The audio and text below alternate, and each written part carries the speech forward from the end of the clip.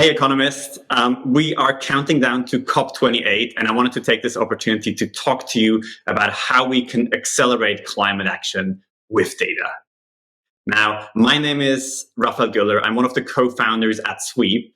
We help you streamline your carbon and ESG data management in one platform so you can track, disclose, and act. Now, I know we're talking, to an economist audience here, and we all love our, liberal ideals. I'm gonna I'm gonna be a bit controversial here and say that I love regulation, right? And I think we have a really exciting time coming up in terms of climate regulation.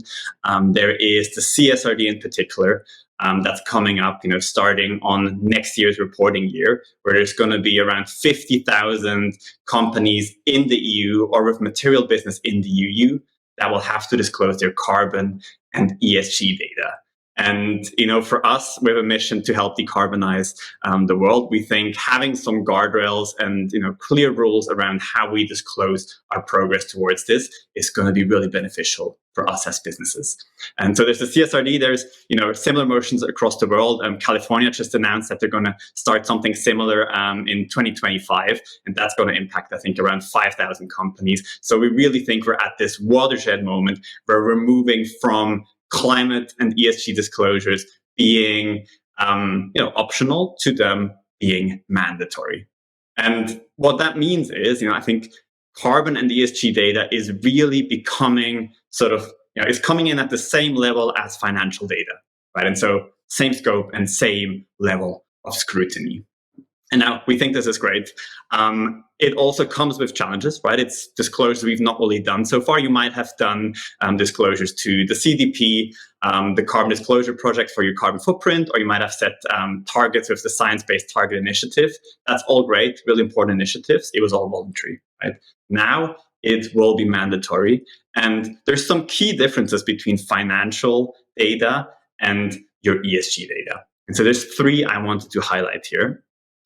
For starters, right, if you have, your balance sheet, you have a euro or a pound or a dollar, it's very clear, what that is. You have, a conversion rate at a certain time, etc., but it's sort of hard fact.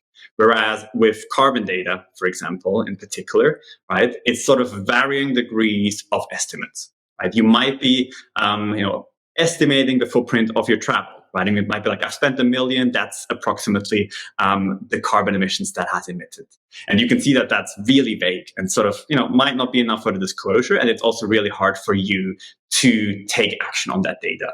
And so one of the first challenges will be that we, generate more granular data that, is more actionable, because rather than knowing I've spent $1 million on travel, you will know I have, traveled 100 miles by train and 100 miles by plane, etc. So that's challenge number one. Challenge number two is that with carbon and ESG data, a lot of that data is actually not your own. Right? Again, your balance sheet, your ins and outs, really easy. It's estimated that for the average company, 90% of your carbon data sits with other companies. You might have heard about Scope 3, right? Your indirect emissions. And so the real trick there is, how do you gather data from your suppliers or from your investments, for example, and add them to your disclosures? And how can you be sure that you're comparing apples to apples and how it was calculated, etc.? So that's a challenge. And then finally, your balance sheet, your financial statements tend to be what happened in the past year. Now, with your carbon and ESG disclosures, it's just as much about where you're headed. And having a target and a plan how to get there is part of the CSRD disclosures, for example. So yet another sort of level of disclosures that we're not really used to.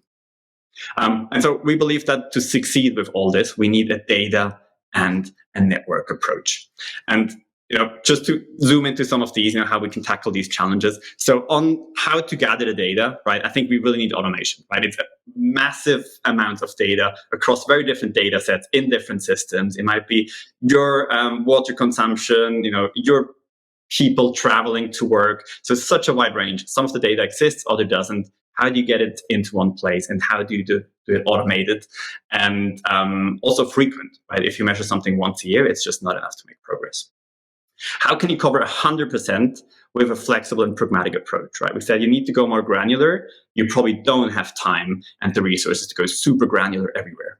So I think you need a toolkit where you can focus on what's strategic for you, what's a priority, and go really deep there, and have other areas where you can sort of stay at rougher estimates, and that's good enough. And then, we've talked about the CSRD. You might be a financial organization and you need to report via the PAI. You might still want to do your CDP. So you don't want to have to load this data a million times in different places, right? Load it once, report it everywhere you need to from there. So that's key here. Secondly, from your own data to others, right? How can you make sure you exchange data with other businesses, with your partners in a secure and efficient way? How do you ensure it is comparable? And sometimes, you might have invested in a portfolio and some of these companies haven't even done a carbon footprint. So how can you help them generate the data you need? And finally, how do you build scenarios to understand how you can actually set targets and how you can manage the transition? And how can these targets dynamically update with all the latest data? And then I think most important for me, how can you create ownership across the org? Right? I think gone are the days where there's one or two people filing a report once a year. You need to activate your teams. And just like all of your teams have their own financial budgets, they need to get their carbon and ESG budgets. And of course, across all this, track your progress automatically. So at Sweep, that's exactly what we're working on. We are lucky enough to work with some amazing companies on these challenges. And I just want to give you, a quick view into the tool. This is just sort of a bit of a whirlwind tour, but you can see here, the different types of disclosures, standards, use cases in the tool. You can see on the side, there's sort of a place where you move in all the data. And in this example on the screen, you can see top left, right, that the greenhouse gas protocol has already been done, right? You can see the green little check there. And now I want to go into the CSRD, and you can see that some of the data has already flown from the greenhouse gas protocol into the CSRD. Right, where there's overlap between those data sets. And as I click into the section, right, the CSRD has hundreds of indicators. It's really a lot. So there's sort of ways to aggregate this information, right? And on this screen, I can see, who's assigned to track which data point. There's auditors in the system that will approve it. There's a status on it, etc. So really using tooling to make, large amounts of data manageable. Another example we mentioned is some of that data you need to get from other companies. So the example is your supply chain. And so there's a module in Sweep where you can load all your companies and, you can load the data you already have on them. There's public disclosures maybe.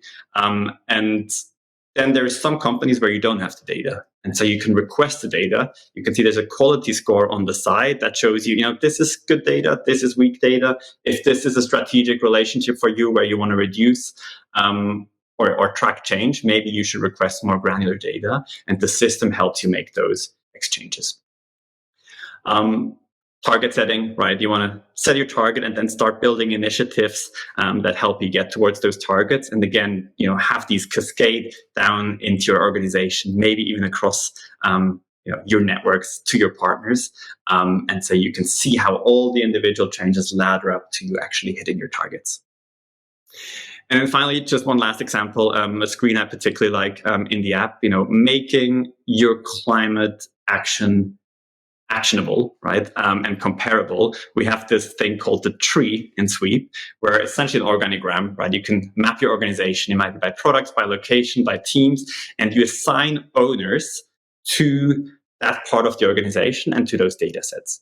Right? And what we see is that it really helps, with creating ownership and even a bit of sort of healthy competition between those teams where they see how everybody's performing and who is hitting their targets and who doesn't. Yeah, so we're trying to build this movement of change with companies that see the need for all this and also the opportunity of this. We're really, honored to be working with some amazing companies that are really pushing the envelope on this front. And for us, I talked about regulation being sexy and us being excited about what's coming. A lot of climate and carbon and ESG, the conversation circles around managing risk, right? Managing your risk of not being compliant, managing your financial risk because of climate change. And that's really important. I think it's a core driver. But at Sweep, we also believe that carbon can be a catalyst for change. right? And they can be a source of innovation. And so we call this forever companies, right? The companies that recognize now that decarbonization is going to happen, right? Just like digitalization is going to impact every single business.